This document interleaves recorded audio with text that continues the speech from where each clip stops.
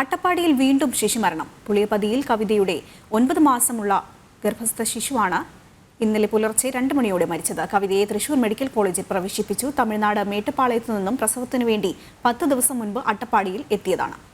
വിവരങ്ങളുമായി അരുൺ ആലത്തൂർ ചേരുന്നുണ്ട്. അരുൺ, വിശദാംശങ്ങൾ എന്തൊക്കെയാണ്?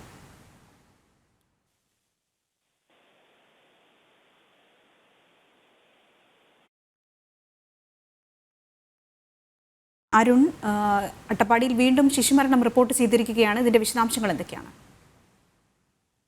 അട്ടപ്പാടി പുളിയപ്പതിയിൽ കവിതയുടെ 9 മാസം പ്രായമുള്ള ഗർഭസ്ഥ ശിശുവാണ് ഇന്നലെ പുലർച്ചെ 2 മണിയോടെ മരിച്ചത്.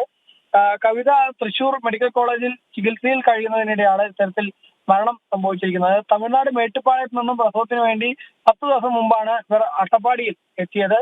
എന്തായാലും വീണ്ടും ഒരു ശിശുമരണം കൂടി ആയതോടുകൂടെ തന്നെ ഈ വർഷം ശിശുമരണം സംഭവിച്ച കുട്ടികളുടെ എണ്ണത്തിൽ വലിയ വർധനവുണ്ടായി മാറിയിരിക്കുകയാണ്. കാരണം കഴിഞ്ഞ കുറേയേറെ മാസങ്ങളായി ഇത്തരത്തിൽ അട്ടപ്പാടിയിൽ നിരന്തരം ശിശുമരണങ്ങൾ റിപ്പോർട്ട് ചെയ്യുന്നു.